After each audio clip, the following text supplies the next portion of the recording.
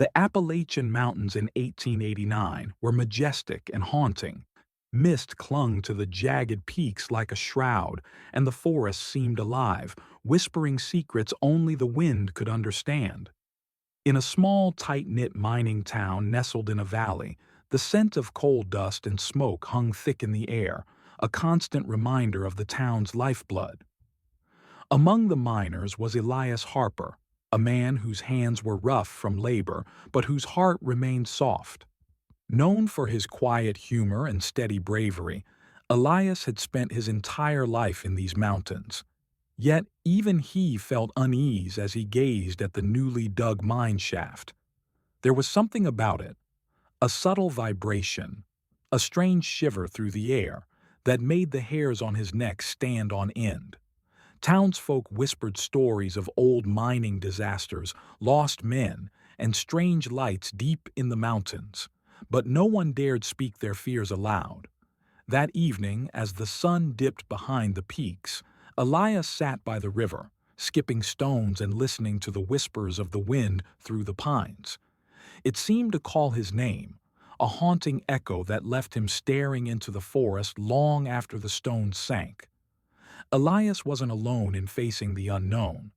By his side were Sammy Briggs, nimble, quick-witted, with a sharp sense of humor that could lift even the heaviest spirits, and Tommy O'Neill, whose booming laugh was infectious, echoing across the valley. Together, they formed a brotherhood of miners whose camaraderie was legendary in the town. The townsfolk depended on them, not just for the coal they mined, but for the courage and cheer they brought. When children skated on the frozen river in winter, it was often Sammy spinning tales of adventure underground. When storms swept across the valley, Tommy's laughter kept fear at bay. But as they gathered near the shaft that morning, even their familiar banter was tinged with unease. The new shaft was deeper, older than records suggested. There was an ancient quality to it, as if the mountain itself were testing them. The foreman, Harlan Whitlock, a man whose gray beard and stern gaze commanded respect, gave his warning. "Mind yourselves. That shaft. It feels wrong. Don't linger." Elias, ever the skeptic, chuckled. "Nothing wrong with a little dust and darkness, Harlan. We've faced worse." As they descended, the shaft swallowed them whole. Oil lamps flickered against jagged walls, and the sound of dripping water echoed like distant drums. Shadows danced and stretched, forming shapes that seemed almost alive.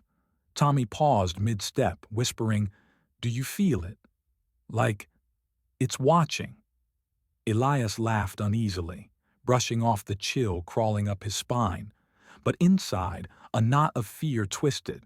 The mountain was old, older than the town, older than the families who had dug its coal, and tonight it seemed restless. Hours into their work, they ventured further than ever before. The air was colder, damper, and the walls seemed to narrow, pressing in around them. Each strike of the pickaxe reverberated like a warning. The whispers of the mountain, carried by a draft through the tunnels, were faint but unnerving.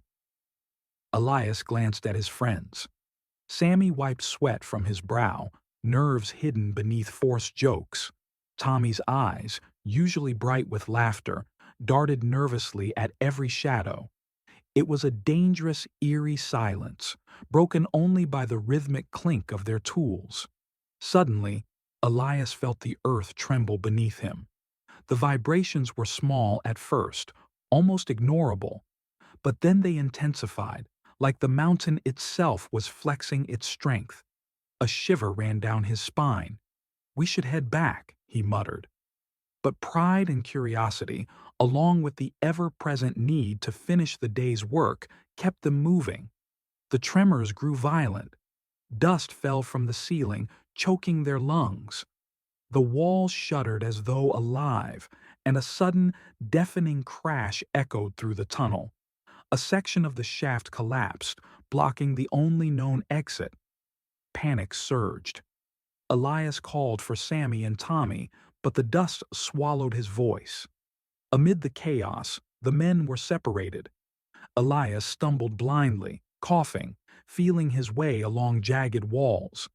He could hear fragments of voices, cries of fear, and the echo of falling rocks.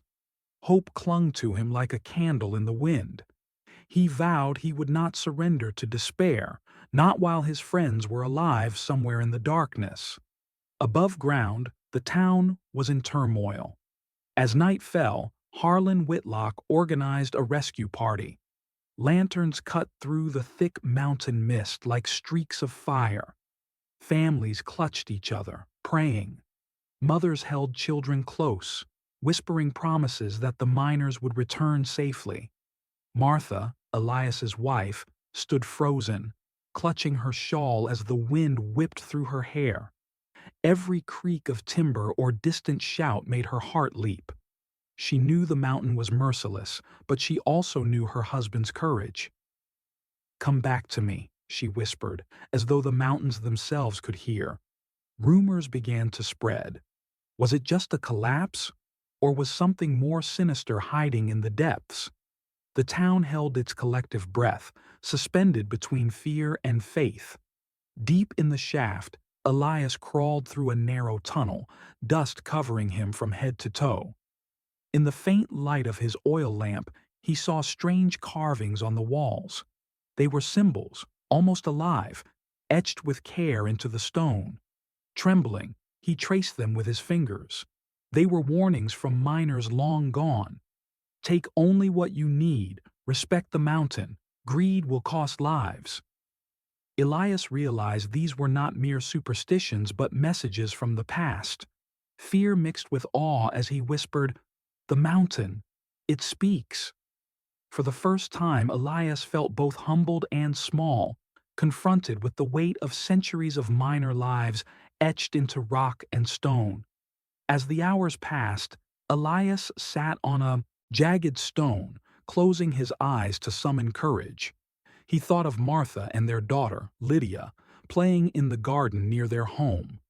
He remembered Sammy teasing him during breakfast and Tommy pulling pranks on Harlan that made the foreman roar with laughter. These memories were a lifeline. In the darkness, he whispered stories aloud, hoping the mountain, or fate itself, would hear them. And then the bear came out of nowhere. He chuckled softly, imagining Lydia's laughter.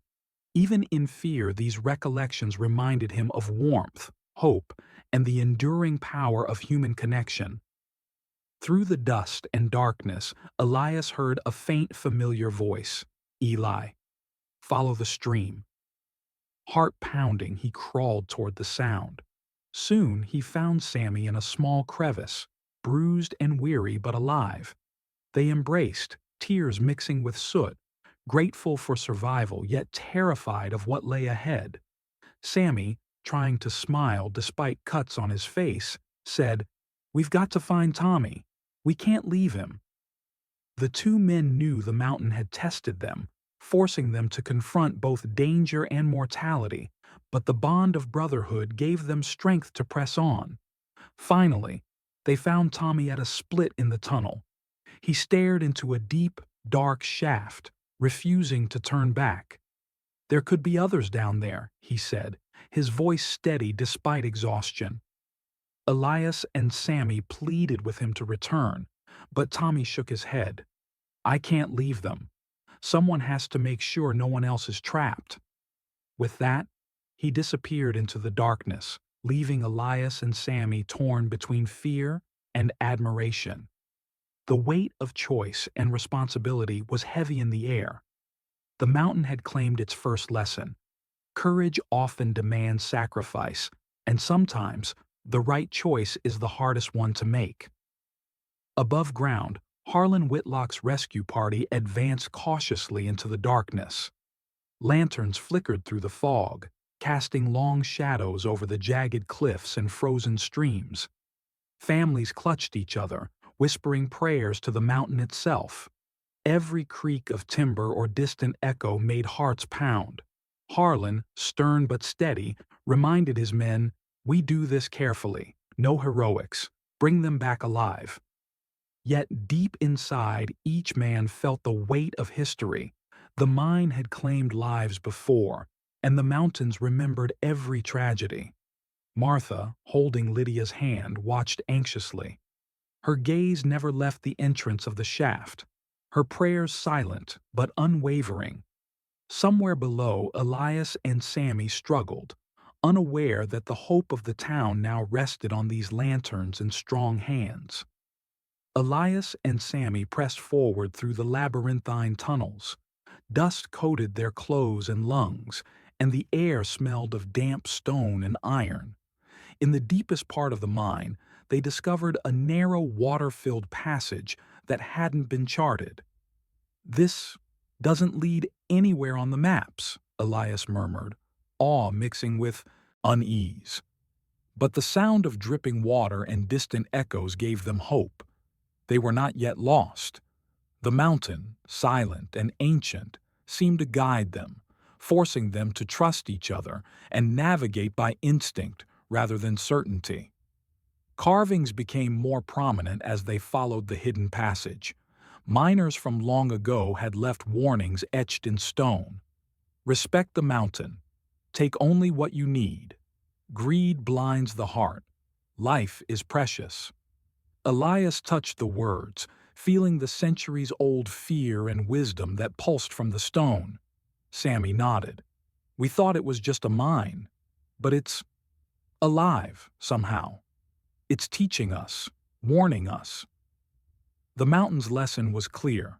Survival depended not on gold or coal, but on humility, courage, and the choices they made in the face of danger.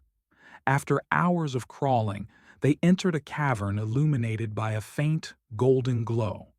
There, shimmering beneath a small spring, lay an untouched vein of precious minerals.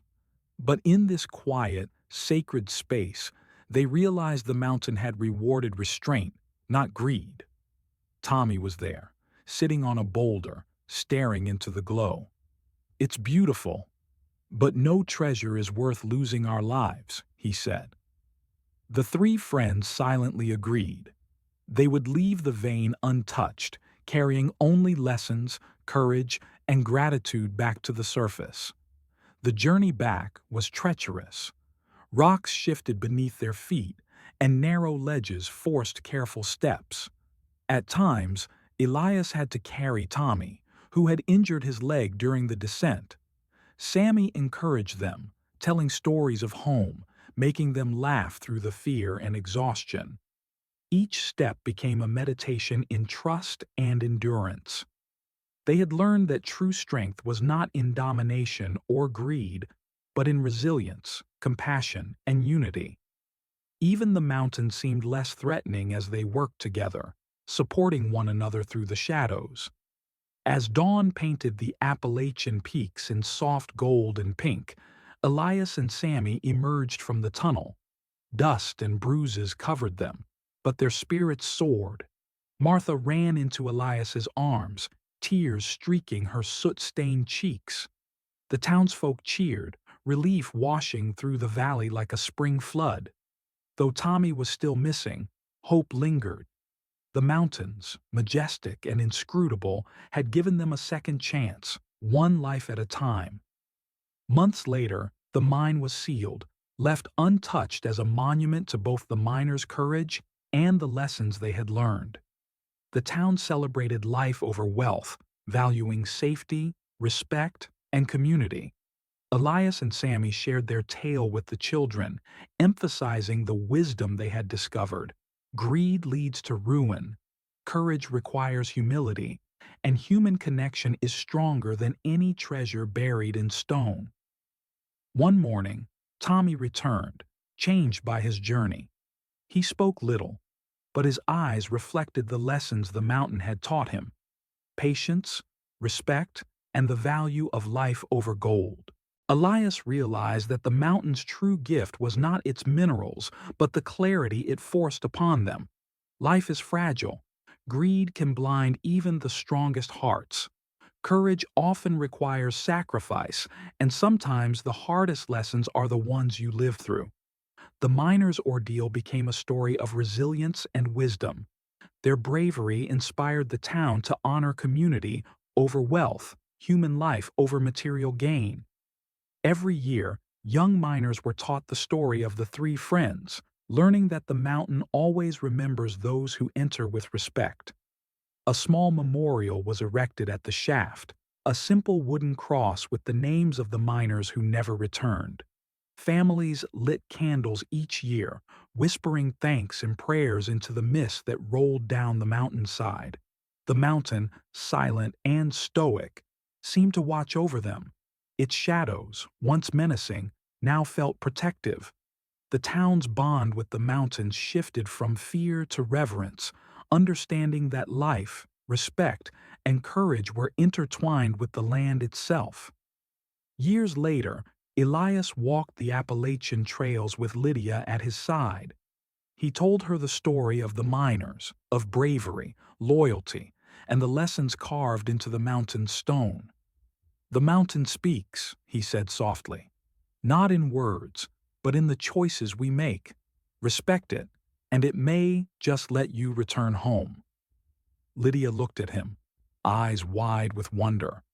Somewhere, deep in the mountain's heart, the echoes of the miners' voices mingled with the wind, a reminder that courage, wisdom, and human connection endure far longer than stone or gold. The Appalachian Mountains had kept their secrets, but they had also whispered lessons of life, sacrifice, and hope to those brave enough to listen.